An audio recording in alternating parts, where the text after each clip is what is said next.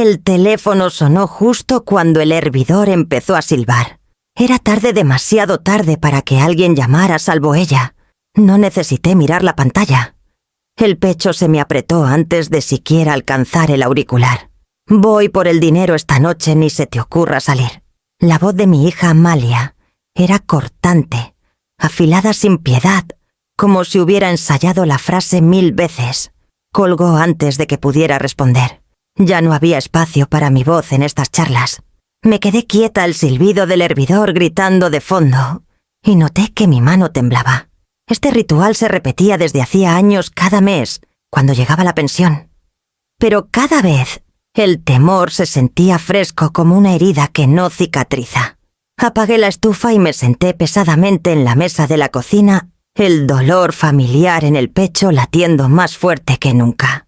Por un buen rato solo escuché el zumbido del refrigerador y el lejano murmullo de los autos en la calle de Mérida.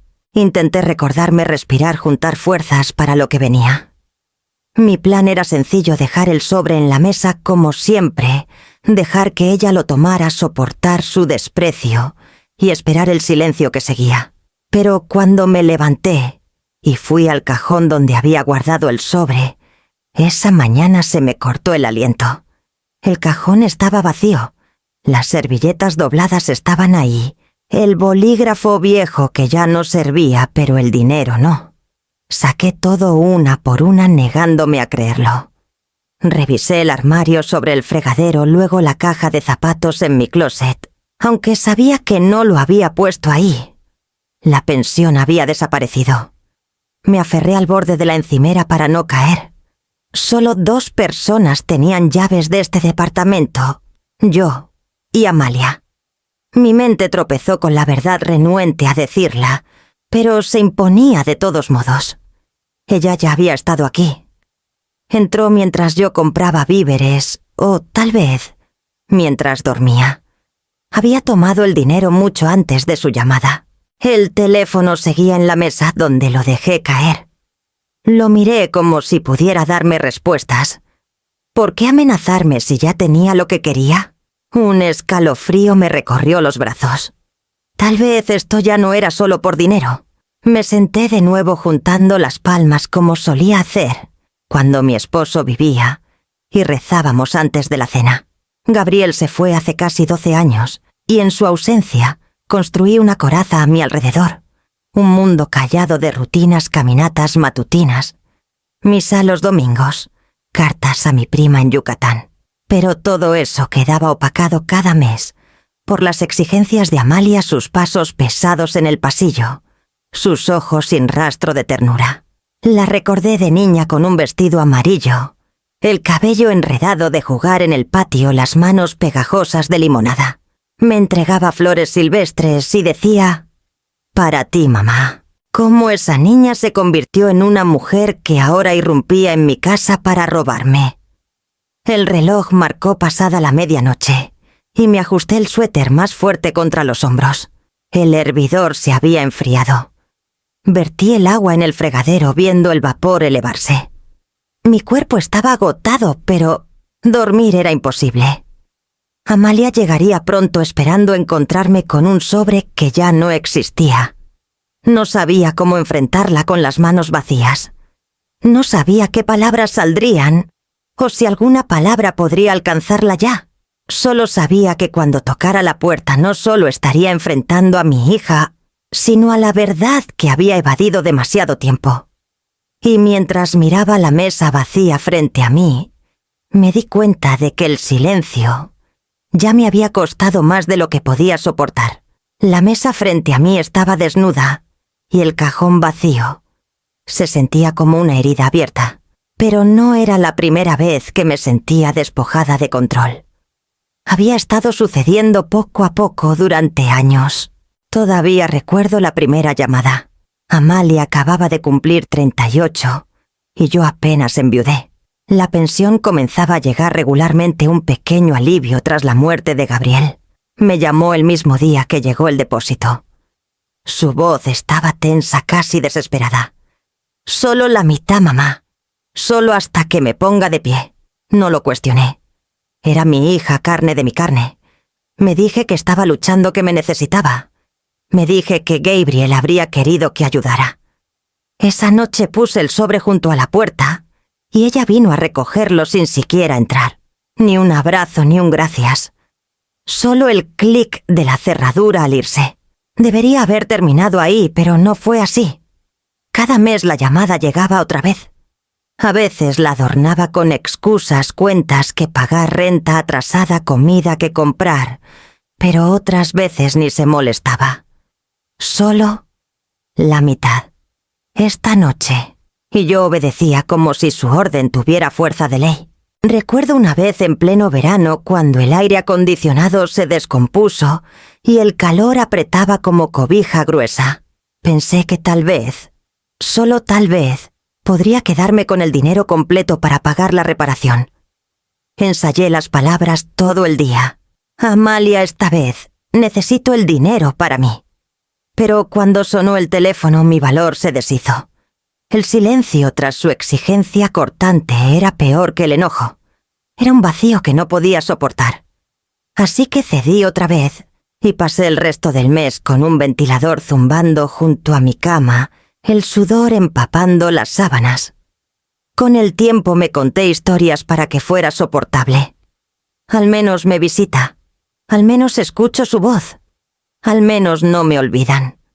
Me aferré a esas migajas como si fueran prueba de amor. Pero, aunque me susurraba esas mentiras, sabía la verdad. Las visitas no eran por mí, eran por el sobre. Si intentaba hablar de otra cosa, ella se impacientaba, tamborileando las uñas en la mesa, revisando su celular. La niña que pasaba horas cortando papel de colores en corazones torcidos para mi cumpleaños parecía enterrada bajo capas de amargura y codicia. Aún guardo una de esas tarjetas escondida en el cajón de mi mesita de noche. En la portada dibujada con crayones temblorosos hay un pastel con demasiadas velas, la cera goteando como lágrimas. Adentro en sus letras disparejas, para mamá, la mejor del mundo. Te quiero. Cuando la sostengo, casi creo que fue real, que hubo un tiempo en que me veía como algo más que una cartera con latidos. Pero la memoria choca con el sonido de su voz adulta, plana y exigente, cortando los años como navaja.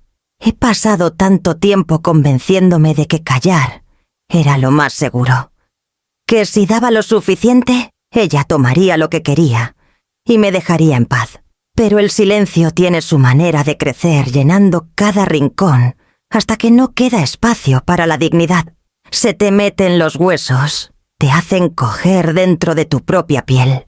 El hervidor en la estufa chasqueó al enfriarse un suave recordatorio de cuánto tiempo llevaba sentada en la oscuridad, repasando el pasado. Amalia vendría pronto esperando encontrarme obediente como siempre. Solo que esta vez no había nada que dar. El sobre se había ido robado antes de que sus palabras me alcanzaran. ¿Cuánto tiempo puede protegerme el silencio antes de que me destruya? La luz del pasillo titiló cuando salí a recoger el correo la mañana siguiente. Mis piernas se sentían pesadas, como si la noche me hubiera robado algo que ningún sueño podía devolver. Mis manos temblaban tanto que casi dejé caer los sobres antes de volver a mi puerta. Clara, me giré. Esteban estaba en el marco de su puerta con una camisa de franela gastada y jeans descoloridos. Sus ojos brillaban bajo un mechón de cabello blanco desordenado. Forcé una sonrisa aunque mis labios temblaron. «Buenos días», dije fingiendo ordenar las cartas como si trajeran noticias importantes.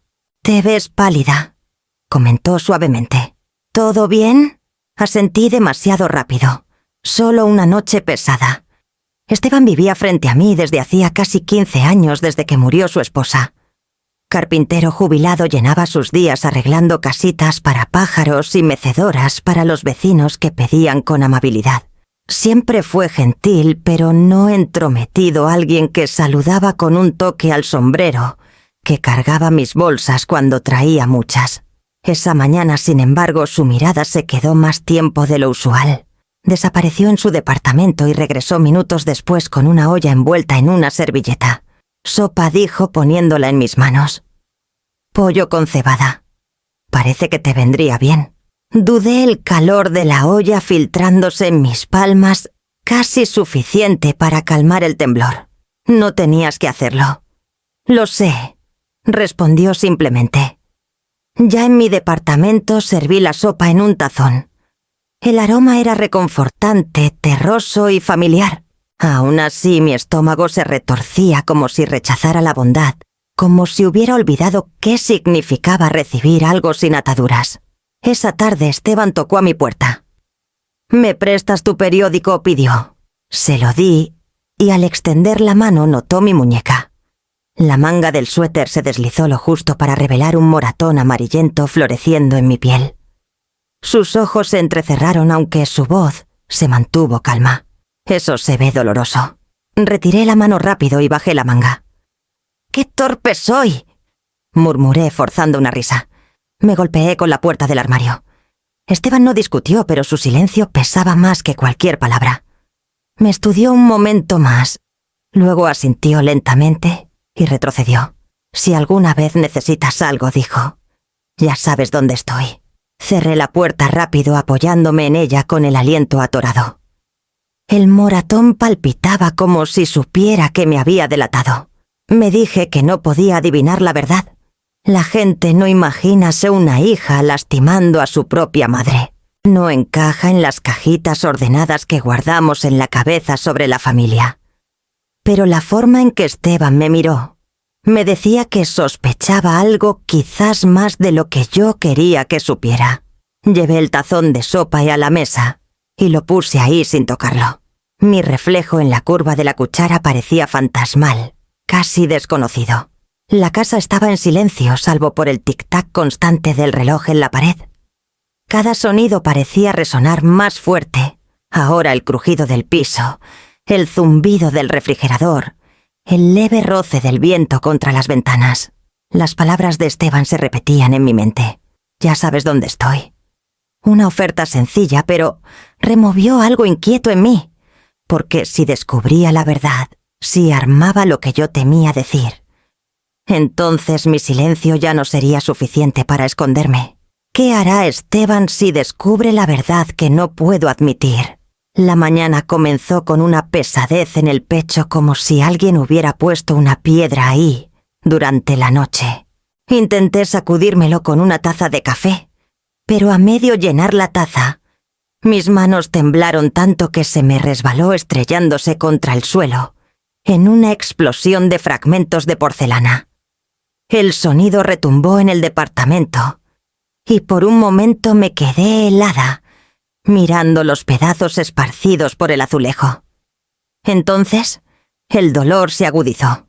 Se extendió desde debajo de mis costillas hacia arriba, una presión constante que me robó el aliento. Me aferré a la encimera para no caer, pero la habitación se ladeó la ventana deslizándose en mi visión. Alcancé el teléfono con dedos que ya no parecían míos. Los números se veían borrosos, pero logré marcar 3911. La voz de la operadora era clara, practicada, casi demasiado tranquila. Balbuceé algo sobre dolor pecho, no puedo respirar. Me dijo que no colgara, que abriera la puerta si podía. Cuando llegaron los paramédicos, el sudor había empapado mi camisón y cada respiro raspaba como si jalara aire por un popote.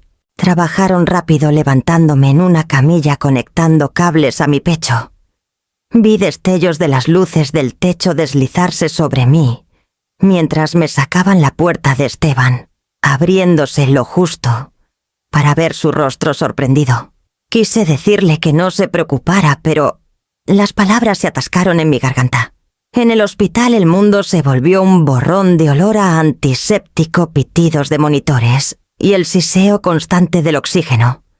Entraba y salía de la consciencia, a veces notando manos ajustando tubos, otras flotando en una bruma, donde el sonido y la luz eran cosas lejanas apagadas. Cuando abrí los ojos por completo, una mujer de bata blanca estaba ahí a mi lado. Alta, el cabello oscuro, recogido, su expresión firme pero no cruel. Una placa en su bata decía: «Doctora Sofía Morales, tuviste un infarto leve, señora Vargas», dijo usando mi apellido de casada, al que aún no me acostumbraba después de tantos años. Estás estable ahora, pero quiero preguntarte algo más. Sus ojos se desviaron hacia mis brazos. Seguí su mirada. Bajo la luz fluorescente, los moratones que tanto había intentado ocultar se veían más oscuros, marcados contra mi piel pálida. ¿Alguien te lastimó?, preguntó suavemente. La pregunta me cortó más fuerte que el dolor en el pecho. Mi primer instinto fue negar con la cabeza, explicarlo con la puerta del armario, la caída torpe. Mi garganta se apretó y me encontré girando el rostro hacia la pared, lejos de sus ojos. La doctora Morales no insistió, no todavía. Hizo una nota en su portapapeles y dijo en voz baja: «Haré que alguien venga a hablar contigo». Luego se fue sus pasos desvaneciéndose por el pasillo. Poco después entró otra mujer. Más joven, tal vez de unos 35, el cabello castaño recogido en un moño pulcro, un folder apretado contra el pecho. Se presentó con una voz clara y tranquila. «Me llamo Valeria Solís. Soy trabajadora social del hospital. Ayudo a pacientes que podrían necesitar apoyo más allá de lo médico». Se sentó en la silla junto a mi cama, ni muy cerca ni muy lejos.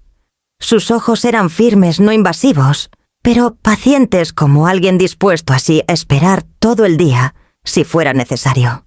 «No tienes que contarme nada que no quieras», dijo. «Pero quiero que sepas que pase lo que pase, no estás sola». El zumbido del oxígeno llenó el silencio entre nosotras. Miré mis manos sobre la sábana, los moratones resaltando incluso ahí. La verdad presionaba en mi garganta, desesperada y peligrosa. Pero el miedo se alzó más alto, ahogándome, advirtiéndome de lo que podría venir si me atrevía a hablar. ¿Me atreveré a decirles qué pasó realmente, o el miedo me ahogará otra vez? Esa noche, después de que las enfermeras bajaron las luces, me di cuenta de que no estaba sola. Cuando trajeron otra cama al cuarto, giré la cabeza lo justo para verla, una mujer con cabello blanco, recogido en un moño pulcro, lentes posados en la nariz y una bolsa de lona bajo el brazo, como si incluso enferma tuviera cosas que cargar. «Buenas noches», dijo suavemente, su voz clara, deliberada. Asentí, aún demasiado cansada para hablar. Más tarde, cuando el silencio del hospital se llenó con el zumbido lejano de los monitores, la sentí observándome. Sus ojos eran agudos, no crueles, pero firmes, como alguien que ha leído demasiados libros y ahora lee a las personas con la misma facilidad. «Soy Elvira Montes», dijo al fin, su voz con la autoridad clara de una maestra. «Jubilada». «Literatura». «Clara Vargas», respondí, mi voz ronca por el desuso. Me estudió un momento, luego alcanzó la lámpara de su mesita y la bajó más. «Los hospitales dificultan el sueño. Demasiada luz, demasiado ruido». Asentí otra vez, agradecida por la penumbra. Por un buen rato permanecimos en silencio, pero no era pesado. Sentía como si ella hubiera elegido no apresurarme, como si supiera que tenía palabras, pero no un lugar seguro para ponerlas. Cuando la luz del amanecer se filtró débilmente por las persianas, Elvira rompió el silencio. «Tú cargas algo pesado», dijo, no como pregunta, sino como hecho. Me tensé sin saber si responder. Se recostó contra su almohada, las manos cruzadas sobre la sábana. «Mi hijo me empujó. Una vez», dijo. Su tono no vaciló. «Solo una vez». Pero fue suficiente para acabar con la confianza para siempre. Sus palabras cayeron como piedra en agua quieta, resonando en mí. La miré buscando vergüenza, duda, pero no había nada. Pronunció la frase como si fuera un simple hecho, como decir su edad o el color del cielo. Nunca Eliot había oído a alguien nombrarlo tan claramente, sin excusas, sin temblores. La palabra violencia flotaba en la habitación cruda y sin adornos. Elvira captó mi mirada. «No te lo digo por lástima. Te lo digo porque el silencio es su propia jaula. Viví en ella demasiado tiempo. No lo haré otra vez». Quise preguntarle cómo lo había hecho, cómo encontró el valor para dar voz a lo que muchos prefieren enterrar. En cambio, miré los moratones en mis brazos, los que la doctora Morales había notado, los que aún fingía ignorar. Un recuerdo destelló a Amalia a los 8 años coloreando furiosamente en la mesa de la cocina, la lengua entre los dientes por la concentración. Me había dibujado más alta que la casa con un sol sonriente arriba. Me dio el dibujo con orgullo, diciendo: «Mira, mamá, eres fuerte». Pero la mujer en que se convirtió ya no me veía como fuerte. Me veía pequeña, moldeable, silenciosa. La voz de Elvira me trajo de vuelta. «No tienes que contarme tu historia, pero escucha y hablar no te rompe. Rompe el poder que tienes sobre ti». Giré el rostro parpadeando fuerte. Mi garganta dolía con todas las palabras que aún no podía decir. Pero por primera vez al escuchar la confesión firme de Elvira, sentí algo moverse, un eco leve de posibilidad. Si otra mujer encontró la fuerza para ir a hablar, ¿por qué sigo escondiéndome? La puerta se abrió de golpe tan rápido que tanto Elvira como yo nos sobresaltamos. Amalia entró como tromba, el cabello desaliñado, el abrigo cayéndose de un hombro. Sus ojos se clavaron en mí con el mismo fuego frío que conocía desde hace años. «No contestaste mis llamadas», espetó. «¿Qué pasa? ¿Dónde está el dinero?» Su voz resonó por la sala atrayendo miradas curiosas de las enfermeras en el puesto. Mis mejillas ardieron, pero mi lengua se quedó quieta. Sentí la mirada de Elvira sobre mí firme y sin parpadear. «Tuve un infarto», susurré. Mi voz estaba ronca, apenas audible sobre los pitidos de las máquinas. Amalia lo desechó como si fuera una molestia. «Bueno, pero te pagaron, ¿no? No juegues conmigo, mamá. Lo necesito ahora». Las enfermeras se acercaron, una de ellas. Un joven de ojos amables dijo suavemente: «Señora, debe bajar la voz. Los pacientes aquí necesitan descansar». Amalia giró su furia hacia él. «Esto es asunto de familia. No te metas». La humillación dolía más que el pecho. Mi hija gritándome encima, extraños mirando lástima floreciendo en sus ojos. Quise que el suelo se abriera y me tragara. Mis manos temblaban contra la sábana, intenté cruzarlas para calmarlas, pero la mirada afilada de Amalia atrapó incluso eso. «¿Estás escondiendo algo?», siseó acercándose a la cama. «No creas que no lo descubriré». Me encogí contra las almohadas, el aire denso con su enojo. Mis labios se abrieron, pero no salió sonido. Fue Elvira quien extendió la mano desde su cama y la puso sobre la mía, firme, anclándome. «Basta», dijo Elvira en voz baja, pero su tono tenía peso. Amalia giró la cabeza. «¿Perdón? ¿Me oíste?», respondió Elvira. «Esto es un hospital. Si no puedes tratar a tu madre con respeto, deberías irte». Por un momento el silencio llenó la sala, pesado y eléctrico. Las fosas nasales de Amalia se ensancharon, su mandíbula tensa. Miró de Elvira a mí, sus ojos entrecerrándose como si se sintiera traicionada, porque otra voz se unió a la escena. «Has estado hablando de mí», acusó. «¿Verdad?». Negué rápido con la cabeza, el miedo y la vergüenza enredándose en mi garganta. La enfermera mayor llegó entonces, su expresión firme. «Señora, debe salir. Ahora». Amalia rió amargamente, alzando las manos en fingida rendición. «Está bien, pero no creas que esto termina aquí. Me lo debes, mamá. No lo olvides». Sus palabras me quemaron mientras se daba la vuelta y salía furiosa, la puerta cerrándose con tal fuerza que el vidrio tembló. La sala se asentó lentamente, pero aún sentía el calor de todas esas miradas enfermeras y pacientes por igual. Quise desaparecer, hacerme invisible bajo la sábana blanca. En cambio me quedé temblando, la vergüenza pegada a mí como sudor. La mano de Elvira apretó la mía otra vez firme como piedra. «No dejes que ella escriba tu historia», murmuró. Mis ojos ardieron. Giré el rostro incapaz de sostener su mirada temerosa de lo que reflejaba.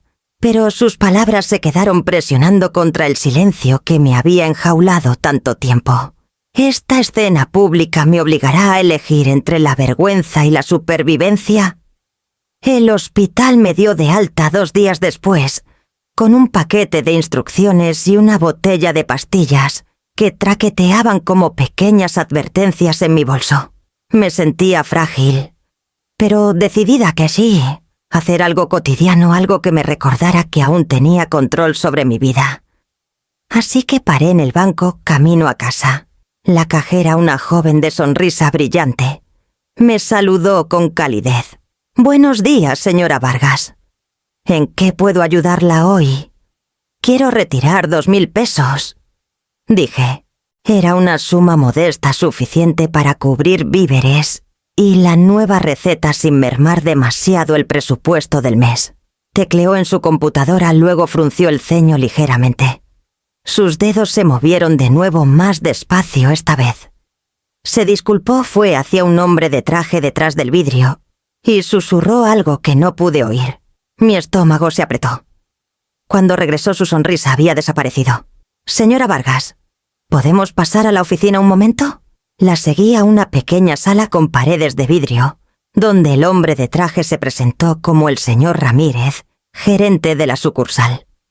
Me invitó a sentarme. «Hay un problema con su cuenta», comenzó con cuidado. «Desde el viernes casi todos los fondos fueron retirados».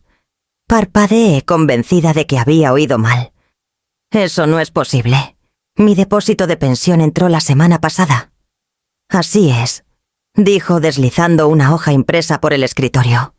«Pero el saldo ahora es de 740 pesos y centavos». Los números se emborronaron frente a mis ojos. «¿Quién lo tomó?», susurré. La voz del señor Ramírez se suavizó. El retiro se hizo bajo un poder notarial registrado, otorgado a su hija Amalia Vargas. La habitación pareció inclinarse. Me aferré al borde del escritorio para no caer.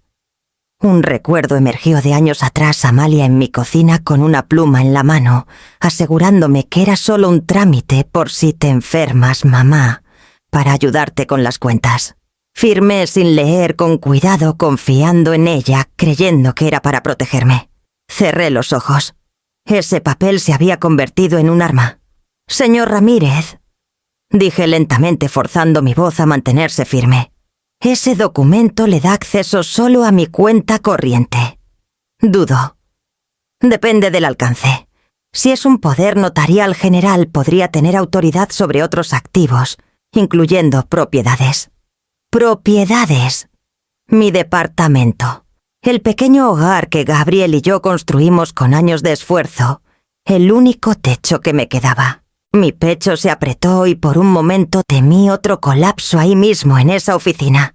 «¿Se puede revocar?», logré decir. «Sí», dijo rápido, como sintiendo mi pánico.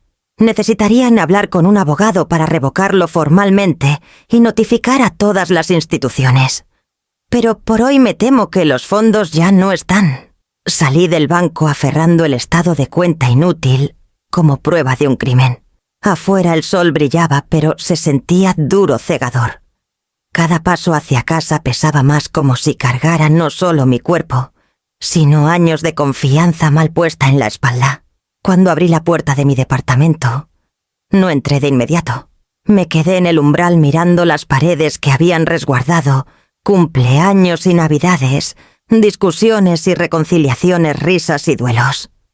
Ahora solo veía lo fácil que sería que me las quitaran con una firma. ¿Qué pasa cuando el techo sobre mi cabeza deja de ser mío? La tarde después de la visita al banco, alguien tocó a mi puerta. La abrí y encontré a Esteban con una bolsa de papel que olía ligeramente a canela. «Te traje unos panecitos», dijo simplemente. Me hice acá a un lado para dejarlo pasar, mi voz atascándose. «No tenías que hacerlo». «Lo sé», respondió poniendo la bolsa en la encimera. Sus ojos se quedaron en mí, afilados como cinceles. «Te ves agotada, Clara. Más de lo normal». Las palabras soltaron algo en mí. Antes de que pudiera detenerme, la confesión se escapó. «Tengo miedo de mi propia hija». El silencio que siguió fue aterrador y liberador a la vez. Esteban no se inmutó, no desvió la mirada. Solo asintió, como confirmando algo que ya sospechaba. «No deberías vivir así», dijo. «Hay gente que puede ayudar». Esa noche Valeria vino trayendo un folder delgado de papeles. Se sentó frente a mí en la mesa de la cocina, su pluma lista, sus ojos firmes. «Hay pasos que podemos tomar», explicó. Revocar el poder notarial, documentar el abuso financiero, incluso buscar órdenes de protección si es necesario. Pero empieza contigo decidiendo nombrar lo que está pasando. Sus palabras se sentían pesadas cada una presionando contra las paredes que había construido alrededor de mi silencio.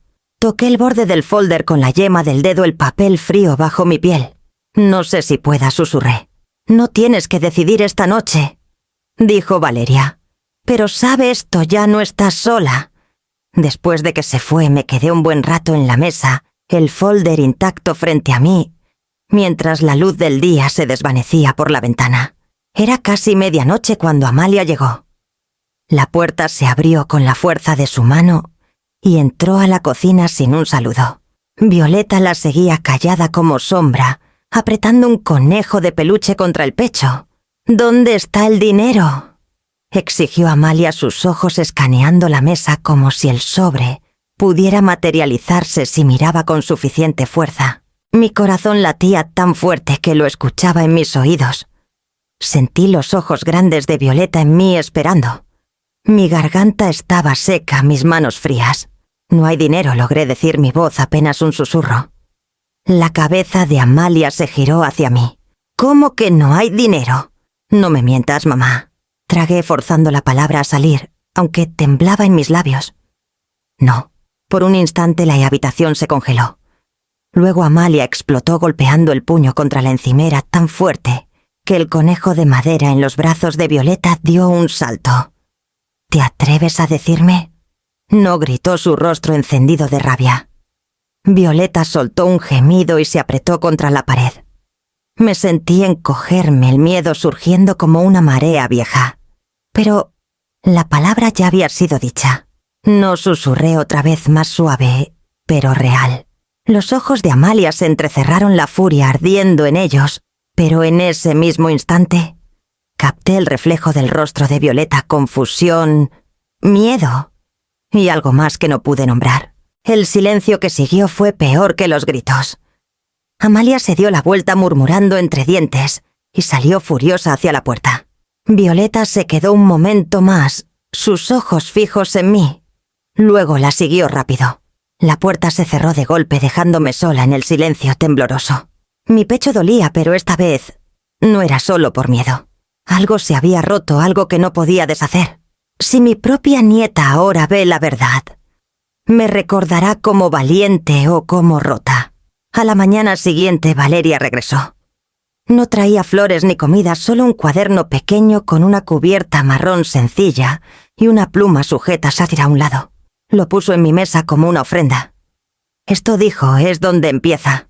Lo miré como si fuera algo frágil, incluso peligroso. Un cuaderno documentación, me explicó. Escribe cada vez que llame, cada amenaza que haga, cada moratón que notes. Fechas, horas, detalles. Puede parecer poca cosa, pero construye un registro. Y ese registro puede protegerte. Toqué la cubierta con las yemas de los dedos, dudando. El cartón se sentía delgado, apenas capaz de protegerme de alguien como Amalia. ¿Y si ella lo encuentra?, pregunté. Escóndelo bien, dijo Valeria suavemente. Pero no dejes que el miedo te impida escribir. Tus palabras importan. Clara, pueden convertirse en prueba. Después de que se fue, me quedé horas mirando el cuaderno, la pluma descansando a su lado. El aire en el departamento parecía más pesado de lo usual, presionándome. Mi pecho aún dolía levemente por el infarto, pero este dolor era diferente. Era el peso de una decisión. Por fin abrí la primera página. Mi letra tembló al escribir la fecha en la parte superior. 12 de marzo 9. 17 p.m. Amalia llamó. Exigió dinero. Dijo: voy por el dinero esta noche, ni se te ocurra salir. Hice una pausa mirando las letras torcidas. ¿Era esto suficiente para capturar la verdad? Podía la agudeza de su voz, el miedo que me clavaba vivir en tinta y papel. Di la vuelta ya a la página y seguí escribiendo. 14 de marzo. 11:52 p.m. Entró al departamento sin tocar. Violeta con ella. Golpeó la encimera con el puño cuando dije no. Las palabras sangraron en la página, temblorosas, pero lo bastante claras para leer. Mi mano se acalambró, pero continué detallando cosas que había intentado olvidar: los moratones, las puertas azotadas, los sobres robados. Cuando paré me di cuenta de que mis mejillas estaban húmedas.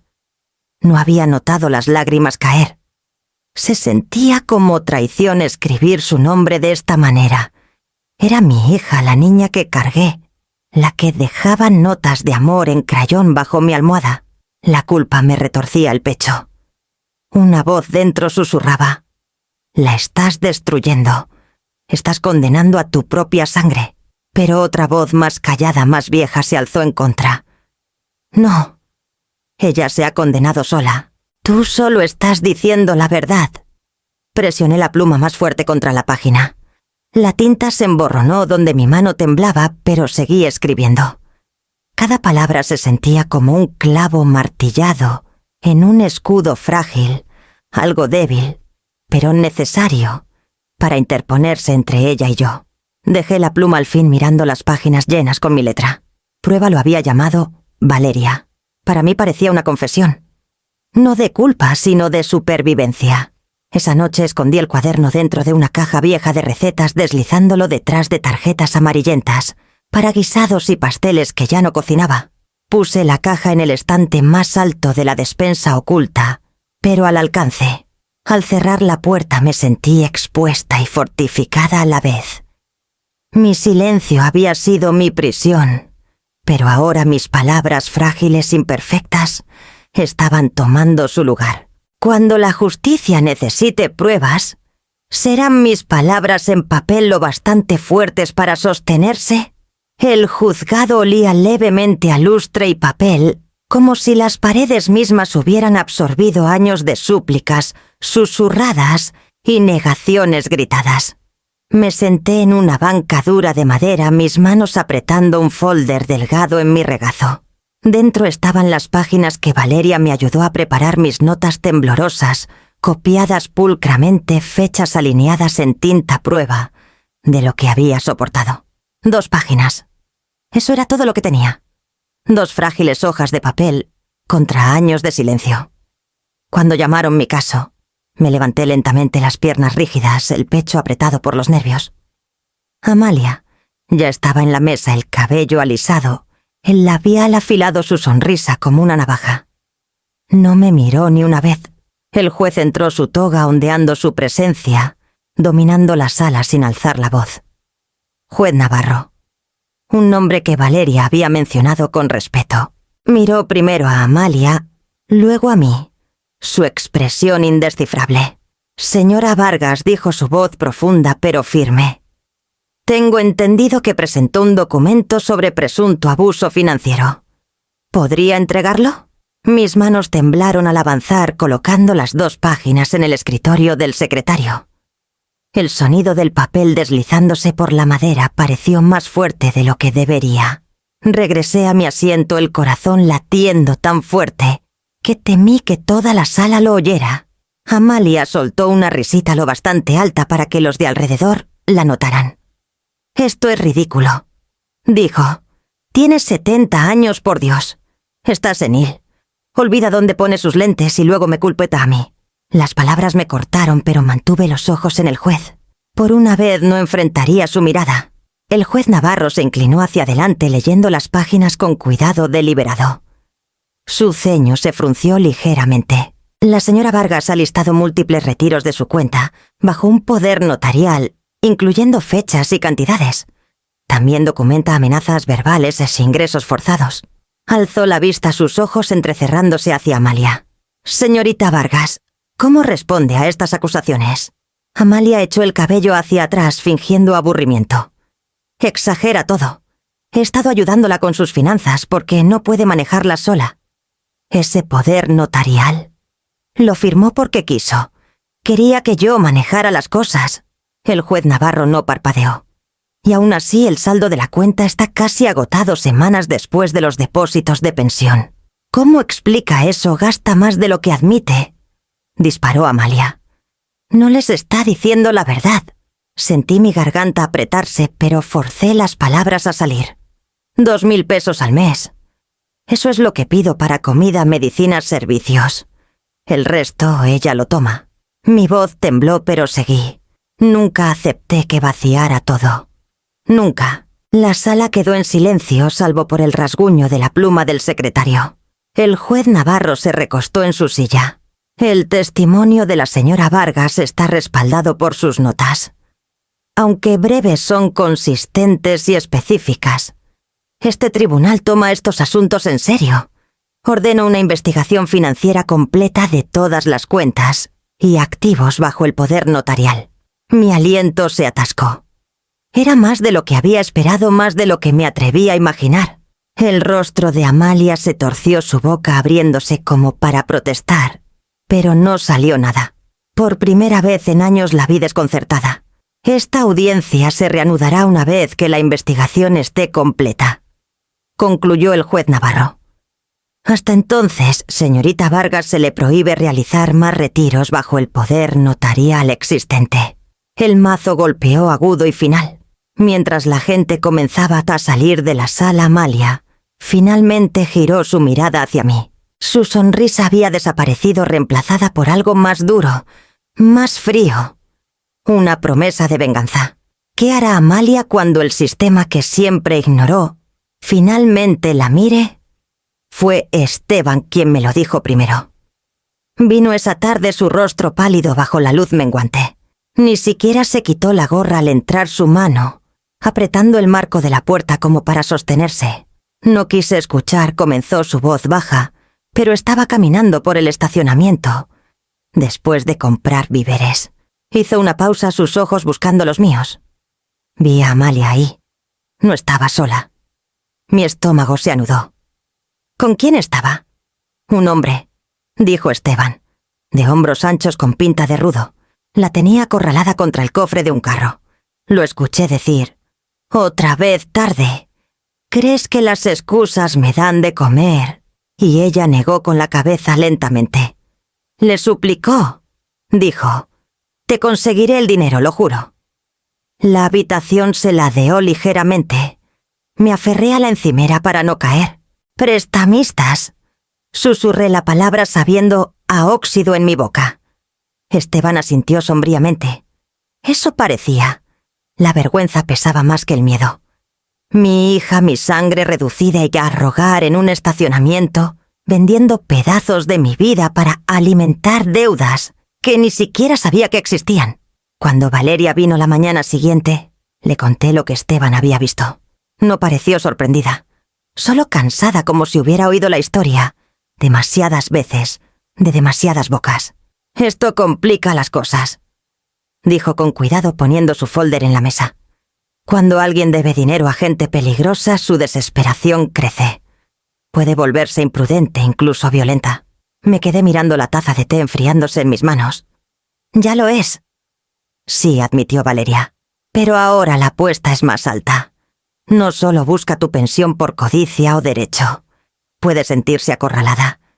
Y una persona acorralada hará casi cualquier cosa». Sus palabras me vaciaron. Pensé en Amalia de niña otra vez, su cabello enredado tras correr por el patio, su voz alta con risa, mientras me pedía que la viera saltar. Esa niña parecía más lejana que nunca, enterrada bajo años de mentiras, deudas y rabia. Puse la taza con cuidado, temerosa de que mis manos la dejaran caer. «¿Qué puedo hacer?» «Ya comenzaste», dijo Valeria. «Tu testimonio está en marcha y el tribunal investigará. Pero debes ser cautelosa. Sigue documentando. Rodéate de gente cuando puedas. Y si ella vuelve a tu puerta, no estés sola». Sus ojos se clavaron en los míos. «Prométemelo». Asentí, aunque la promesa se sentía frágil en mi boca. Amalia no respetaba paredes, puertas ni promesas. Tomaba lo que quería y dejaba astillas atrás. Después de que Valeria se fue, me senté en el silencio, las sombras estirándose por el suelo, mientras el día se apagaba. Pensé en la voz de Esteban, baja y preocupada, repitiendo las palabras de Amalia en ese estacionamiento. «Te conseguiré el dinero, lo juro». Durante años me dije que sus exigencias eran por control, por castigarme por cada error imaginado. Ahora entendí algo más oscuro.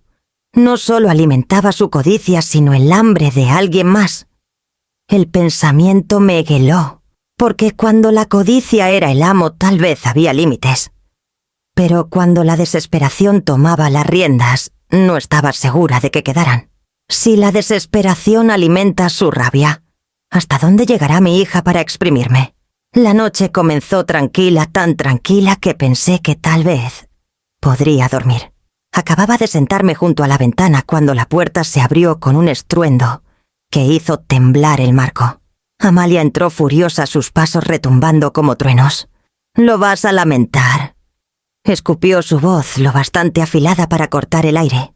Violeta la seguía apretando ese mismo conejo de peluche, pero se escondió detrás del sofá apenas comenzaron los gritos. Alcancé a ver sus ojos grandes y asustados, asomándose desde los cojines, su cuerpecito temblando. Amalia paseaba por la habitación, los puños cerrados. ¿Crees que un juez puede detenerme? ¿Crees que un papel cambiará lo que me debes? Golpeó la palma contra la mesa tan fuerte que el salero se volcó y rodó al suelo. Mi corazón latía desbocado, pero me quedé en mi silla, aferrando los reposabrazos, como si pudieran sostenerme. «No es tuyo», dije suavemente. Las palabras se sentían frágiles, pero eran todo lo que tenía. Ella rió amarga y cortante. «Todo lo que tienes es mío. No serías nada sin mí. No lo olvides». Las paredes parecían temblar con su furia. Cada palabra rebotaba en el departamento, llenando cada rincón con calor y veneno. Pensé en Violeta agachada absorbiendo todo. Desde el otro lado del pasillo, Esteban debió escuchar el alboroto. Vi el contorno tenue de su sombra en mi ventana moviéndose de un lado a otro, luego desapareciendo. Minutos después, mi celular vibró en silencio en la encimera. Sabía que era él. Estaría llamando a Valeria como prometió si las cosas se ponían peligrosas. La voz de Amalia se alzó otra vez. «Sé que has estado hablando con gente. Esa trabajadora social, ese vecino. ¿Crees que no lo veo? Estás intentando poner a todos en mi contra». Apreté los labios negándome a darle la satisfacción de una respuesta. Mi silencio solo la enfureció más. Agarró el jarrón de la mesa auxiliar y lo estrelló contra la pared. Se rompió en pedazos, los fragmentos esparciéndose por el suelo. Violeta dejó escapar un gemido pequeño desde detrás del sofá, apagado, pero inconfundible. Amalia giró hacia el sonido. Por un momento su rostro se suavizó al ver a su hija acurrucada ahí, pero se endureció de nuevo tan rápido como se había roto. «¿Ves lo que haces, mamá? Hasta ella tiene miedo ahora. Y eso es por ti». La crueldad me robó el aliento. Quise alcanzar a Violeta, protegerla, pero no me atreví a moverme, mientras la furia de Amalia rugía sin control. Entonces vino el golpe en la puerta. Firme, controlado. Amalia se congeló, su pecho agitado, sus ojos saltando hacia el sonido. Otro golpe siguió más fuerte. Señorita Vargas, llamó una voz tranquila a través de la madera. «Soy Valeria Solís. ¿Puedo entrar?» El rostro de Amalia se torció, furia y miedo librando una batalla dentro de ella.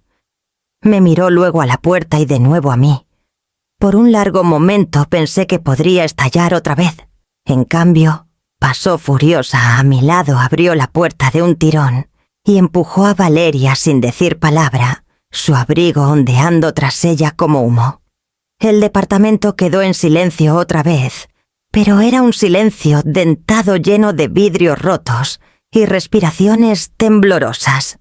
Violeta salió lentamente de detrás del sofá, su conejo apretado, sus ojos buscando los míos. Extendí la mano y cuando sus deditos se cerraron alrededor de los míos, sentí el peso de cada pared de esta casa presionándonos. Cuando las paredes de mi hogar tiemblan con su furia, puedo seguir llamándolo mío. La mañana después de la tormenta de Amalia, Valeria regresó, esta vez no sola. 2 oficiales uniformados la siguieron al departamento, sus botas pesadas en el suelo. Un tercer hombre entró al final vestido con traje y un maletín de cuero. Se presentó como el señor Domínguez, asistente del juez Navarro. Su tono era cortés pero seco, como hablan los hombres cuando cada palabra cuenta. Inspeccionaron mi sala como si fuera un escenario. Uno de los oficiales abrió una bolsa negra y sacó una cámara pequeña no más grande que mi pulgar. La fijó discretamente sobre el librero, apuntando hacia la mesa de la cocina. Otro puso una cerca de la lámpara, su lente escondido bajo la pantalla. Necesitamos imágenes claras de ella tomando el dinero o haciendo amenazas, explicó Valeria suavemente, acercándose para que no me sintieran a la deriva entre extraños. Esto hará que tu testimonio sea innegable. En la mesa dejaron un sobre grueso con billetes falsos. Verlo me revolvió el estómago. Durante años ese sobre había sido un símbolo de rendición, algo que ponía como ofrenda ante la furia de mi hija. Ahora era carnada. Presioné una mano temblorosa contra mi pecho. Si algo pasa, dije, mi voz quebrándose, protejan a mi nieta. No dejen que Violeta quede en medio. Valeria tocó mi brazo. Lo haremos, lo prometo. Los oficiales me explicaron el plan. Cuando Amalia viniera debía mantenerme calma sentada en la mesa. Estarían cerca escuchando a través de micrófonos diminutos, ahora escondidos en las esquinas. No estaría sola aunque lo sintiera así. Aún así la idea hacía temblar mi cuerpo. Cada instinto me gritaba que corriera, que cerrara la puerta, que me escondiera. Pero correr nunca me había salvado. El silencio nunca me había salvado. Solo la verdad podría. El señor Domínguez abrió su maletín y sacó un montón de formularios. El juez Navarro autorizó esta operación bajo una orden de protección. Documentaremos todo.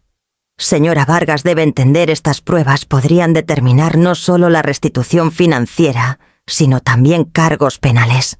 Sus palabras se emborronaron por un momento mientras miraba los papeles. Cargos penales. Contra mi hija. Mi propia carne y sangre. Cerré los ojos, el dolor lavándome. Esteban llegó entonces, convocado por Valeria para apoyo. Se quedó junto a la ventana, brazos cruzados, su presencia sólida como roble. No estás haciendo esto sola, dijo simplemente. Esa noche, después de que todos se fueron, me senté sola en la sala preparada. El sobre me miraba desde la mesa, retándome a apartar la vista. Las cámaras eran invisibles al ojo, pero sentía su mirada de todos modos. Pensé en los ojos asustados de Violeta, asomándose desde detrás del sofá, en su manita en la mía. Ella merecía más que sombras y vidrios rotos. Merecía una abuela que no se acobardara. El reloj seguía cada segundo. Acercándome al momento de la verdad, junté las manos susurrando en el silencio. Por favor, que esto sea suficiente. Cuando los oficiales regresaron al día siguiente para finalizar la instalación, uno probó el micrófono escondido en la lámpara. Mi propia voz resonó débilmente desde el receptor que llevaba. El sonido me sobresaltó. Había pasado tantos años tratando de no ser oída. Valeria me miró entonces, sus ojos firmes, su voz suave pero decidida. El valor no significa que el miedo se va a Clara. Significa que actúas de todos modos. Asentí, aunque mi pecho se sentía como vidrio a punto de romperse. El plan estaba listo. La mesa preparada. El sobre esperando. ¿Sostendrá la trampa o lo perderé todo en una apuesta temeraria? El golpe llegó al anochecer, 2 toques fuertes, luego el roce de la cerradura girando. Aferré los reposabrazos de mi silla mientras la puerta se abría. Amalia entró primero, sus movimientos rápidos y frenéticos, pero no estaba sola. Un hombre la seguía de cerca, más alto que ella, de hombros anchos, su rostro ensombrecido con amenaza. Su mano apretaba el brazo de Amalia como si le perteneciera. «Te dije que lo conseguiría», murmuró Amalia al hombre. Luego sus ojos se dirigieron a mí. «Mamá, ¿dónde está? No juegues conmigo». Su voz estaba rota, diferente a antes, ya no solo exigente, sino desesperada. Me forcé a quedarme sentada en la mesa. El sobre estaba así en la vista, tal como se planeó. Mi corazón latía tan fuerte que apenas podía escuchar. La mirada del hombre siguió la de ella, al sobre. «Eso es». Su voz era grave, baja y peligrosa. Pero antes de que Amalia pudiera responder, un movimiento se agitó en las esquinas de la habitación. 2 oficiales salieron desde detrás de la puerta de la cocina, sus placas brillando. El señor Domínguez apareció en el umbral con un portapapeles. Valeria estaba cerca, los brazos cruzados, sus ojos fijos en Amalia. El aire se congeló. El rostro de Amalia perdió color. «¿Qué es esto?», exigió su voz chillona. «Esto», dijo el señor Domínguez con calma, «es recolección de que es evidencia bajo autoridad judicial. Has estado explotando las finanzas de tu madre. Y ahora vemos que trajiste a Sikosita, a alguien más a esto». El hombre soltó su brazo, su postura endureciéndose al notar los uniformes. Su mirada se giró hacia Amalia. «¿Me tendiste una trampa?». No, la voz de Amalia se quebró. «No sabía». Pero el pánico en sus ojos la delató. Dio un paso atrás, sus manos revoloteando como si pudiera rasgar el aire mismo. «No es lo que parece». «Mamá, diles que me diste permiso». Junté las palmas en mi regazo. Mi voz salió firme aunque mi cuerpo temblaba. «Te di confianza. La convertiste en cadenas». Sus labios se abrieron, pero no salió nada. El silencio a nuestro alrededor se profundizó, pesado como piedra. El acreedor maldijo por lo bajo y se lanzó hacia la puerta, pero los oficiales bloquearon su camino. Uno lo sujetó firmemente por el brazo mientras el otro sacaba unas esposas. El metal chasqueó. «¡Espera!», gritó Amalia, su voz rompiéndose. Miró el sobre en la mesa, luego a mí, sus ojos desorbitados. «Mamá, por favor, no sabes lo que me harán si no pago». Me golpeó entonces. Esto no era solo por quitarme a mí. Estaba atrapada en su propio torbellino, deudas apiladas, miedo comiéndola por dentro. Pero la lástima no borraba la verdad. Me había convertido en su presa, en lugar de su refugio. Los oficiales se giraron hacia ella. Levantó la barbilla por un momento, la mandíbula tensa, pero cuando alcanzaron su muñeca, la fuerza se drenó de ella. Su rostro pálido y hueco no se parecía en nada a la niña que una vez abracé. La voz pequeña de Violeta resonó en mi memoria, temblando detrás del sofá. «Abuela, no dejes que te lastime». Cerré los ojos brevemente, luego los abrí. «Protejan a mi nieta», dije. «Es todo lo que pido». La mano de Valeria tocó mi hombro suavemente. «Lo haremos». Las rodillas de Amalia se doblaron y por un segundo pensé que colapsaría. Pero luego se liberó de un tirón, sus ojos brillando, y la furia acorralada regresó. Cuando está acorralada, se derrumbará mi hija o peleará como lobo enjaulado. En el momento en que los oficiales se movieron hacia Amalia, la furia se desató. «No pueden hacerme esto», chilló su voz astillándose por la sala. Se lanzó hacia la mesa tomando el jarrón de claveles que Esteban me trajo la semana anterior. Con un movimiento salvaje, lo estrelló contra la pared. Explotó en fragmentos, el agua corriendo por la pintura como lágrimas. El señor Domínguez retrocedió protegiendo su maletín, pero los oficiales avanzaron firmes. El pecho de Amalia se agitaba, el cabello cayendo en su rostro, sus ojos ardiendo como animal acorralado. En ese caos la puerta se abrió y Marina entró. Mi hija menor, con quien apenas comenzaba a reconstruir puentes, se congeló ante la escena, su hermana furiosa, los policías listos y yo temblando en mi silla. «Amalia», dijo Marina con firmeza, su voz más alta de lo que nunca la había oído. «Para». Pero Amalia giró y la empujó con fuerza en el hombro. Marina tropezó contra el marco de la puerta con un grito. «Aléjate de esto. Siempre quisiste arruinarme», gritó Amalia, saliva volando, manos temblando. La sala se ladeó en mi visión. Por un momento las vi a ambas como niñas, el cabello enredado de jugar en el patio, sus voces chillonas, no por odio, sino por peleas infantiles. Y luego esa visión se rompió, dejando solo a esta mujer furiosa y retorcida frente a mí. Sentí un tirón a mi lado. Violeta había salido del pasillo corriendo hacia mí, apretando su conejo de peluche contra el pecho.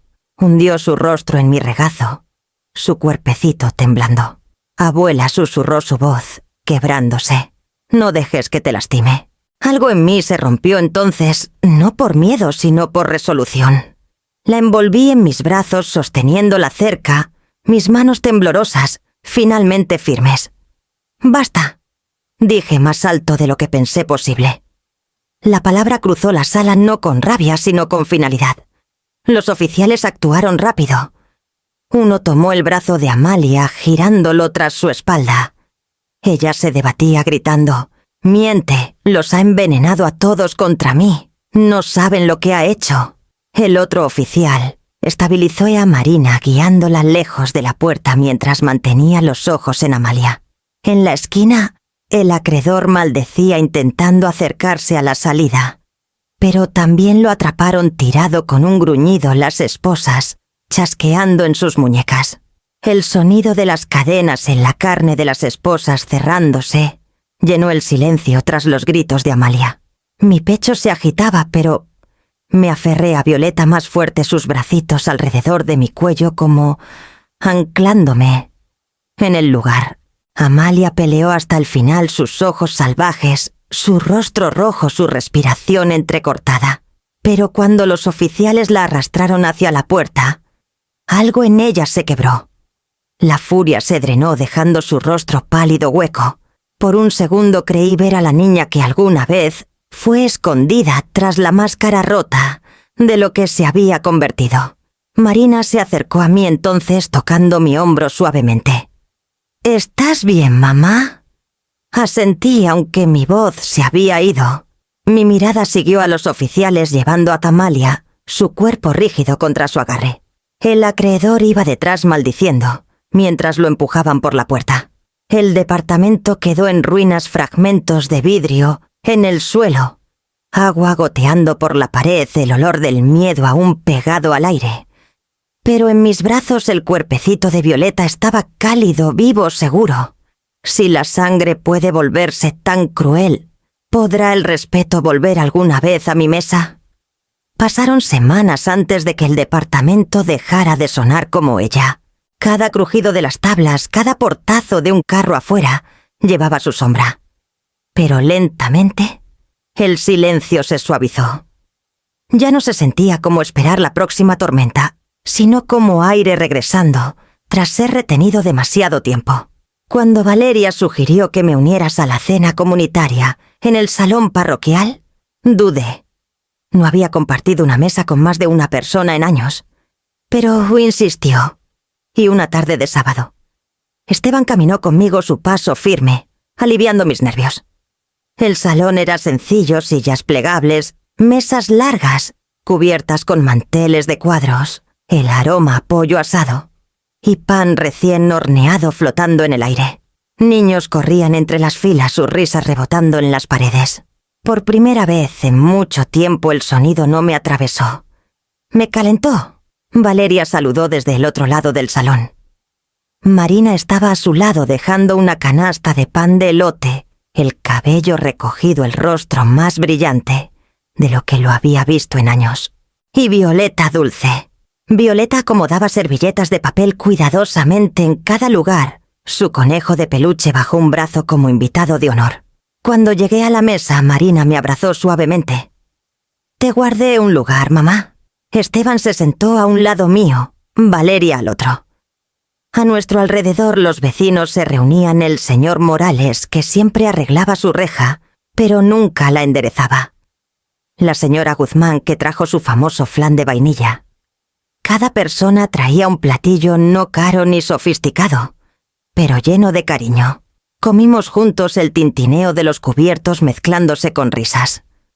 Esteban contó historias de sus días como carpintero, cómo una vez construyó una escalera que giraba tan cerrada que tuvo que subirla de lado.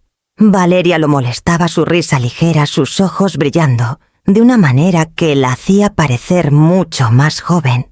Me encontré sonriendo no porque lo forzara, sino porque venía solo. Violeta se inclinó por la mesa, sus mejillas manchadas de migajas. «Abuela, ¿sabías que los conejos pueden tener 13 crías de una vez?». Reí negando con la cabeza. 13. Apenas pude con 2 hijas.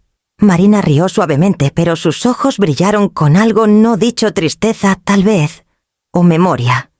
Extendí la mano por la mesa y tomé la suya. Ella apretó de vuelta sin necesidad de palabras. En un momento miré alrededor del salón a los platos desparejados y las luces fluorescentes parpadeando arriba, y sentí algo asentarse en mí. No era grandeza ni lujo. No era el peso del dinero contado o robado. Era paz. Durante tanto tiempo mi mesa había sido un lugar de miedo donde el silencio pesaba más que la comida, donde me doblaba bajo las demandas de una sola voz.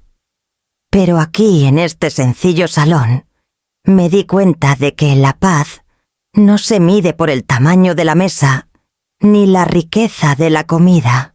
Se mide por quién se sienta contigo, los que eligen traer calor en lugar de miedo, risas en lugar de amenazas. Capté a Esteban mirándome en silencio, sus ojos suaves. Valeria lo notó también y se acercó. Así debería ser, dijo. Sí, susurré, más para mí que para nadie más. Así debería ser. La noche avanzó, los platos se vaciaron, las historias se alargaron, los niños se durmieron en los brazos de sus padres. Cuando el último pedazo de flan se acabó, Marina comenzó a recoger los platos. Violeta se subió a mi regazo, su cuerpecito pesado de sueño. Se acurrucó contra mí murmurando: «Abuela, esto se siente bonito». Besé su coronilla. «Lo es, mi amor, de verdad lo es». Mientras la sostenía pensé en el jarrón roto, el vidrio brillando en mi suelo, la voz de Amalia gritando que le debía todo. Y luego miré a la niña dormida en mis brazos, la familia a mi alrededor, los vecinos que me trataban como igual, y supe la verdad. ¿Qué queda cuando el miedo ha sido empujado fuera de la puerta? La mañana llegó suavemente con una luz pálida derramándose sobre el río Usumacinta y entrando en mi departamento. La ventana la atrapaba suavizando el brillo, mientras se filtraba por los frascos alineados en el alféizar. Dentro de cada frasco, un esqueje de rosa había echado raíz. Algunos aún eran tiernos, sus tallos frágiles, sus hojas tímidas. Otros ya habían florecido, cabezas rojas y rosas, alzándose hacia el sol, como si siempre hubieran sabido a dónde mirar. Las regué con cuidado como cada mañana, inclinando la jarra lo justo para refrescar la tierra sin ahogarla. Mis manos aún temblaban a veces, pero ahora era por la edad, no por el miedo. La diferencia importaba. Detrás de mí la cocina llevaba el aroma a canela y manzana. Un pie enfriaba en la encimera, el vapor curvándose en cintas delgadas. Corté la primera rebanada y por primera vez en más tiempo del que podía recordar, la puse en un plato para mí. No para Amalia. No como ofrenda ni escudo. Para mí. Llevé el plato a la mesa donde Violeta estaba con sus pinturas esparcidas sobre periódicos viejos. Ya había mojado su pincel en un frasco de agua girándolo, hasta que la superficie brillaba como vidrio líquido. Su lengua asomaba concentrada mientras llenaba una página con trazos brillantes y audaces. «¿Es una rosa?», pregunté sonriendo al círculo rojo formándose bajo su mano.